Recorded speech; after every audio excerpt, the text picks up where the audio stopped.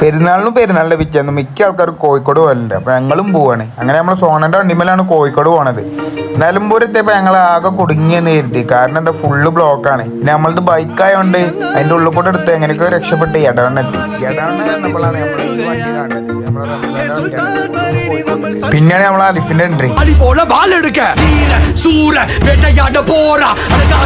അങ്ങനെ അലിഫിന്റെ മാസെൻട്രി ഒക്കെ കഴിഞ്ഞപ്പോത്തിന് ചെക്കന്മാരെല്ലാരും വന്നു. അങ്ങനെ ഒരു 5 വണ്ടിയും എല്ലാരും പാടെ കോഴിക്കോട് പോയിക്കൊണ്ട്. ഇപ്പതാണ് നമ്മളെ സേനോനെ വീഡിയോയിൽ പ്രത്യേക ആടേനെന്ന് പറഞ്ഞു. ബാക്കിക്ക് ക്യാമറ വെച്ചപ്പോഴാണ് നമ്മൾ അരിക്കുമ്പോ നല്ല പൂക്കിട്ട് കളിക്കണേ.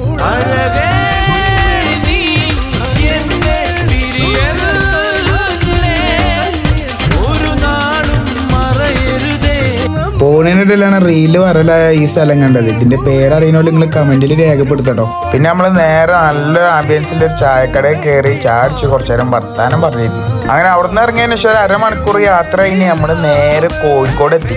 അവിടെ എത്തിയപ്പോൾ എന്താ അറിയില്ല, പള്ളിയിൽ നല്ല പൈപ്പ്. അപ്പൊ ഒന്നും നോക്കിയില്ല, നമ്മൾ അവിടെ എല്ലാം സോഫി മന്തി കയറി. ഇവിടെ എങ്ങനെയാ വെച്ചാൽ വെയിറ്റ് തരുള്ള ഫുഡ് ഇട്ടാ. അപ്പൊ എല്ലാവരും വെയിറ്റിങ്ങിലാണ് ഫുഡ് ഇട്ടാൻ വേണ്ടി.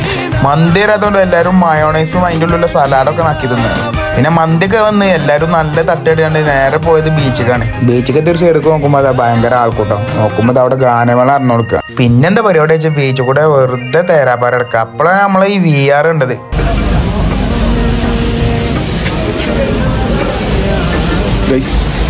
മഴ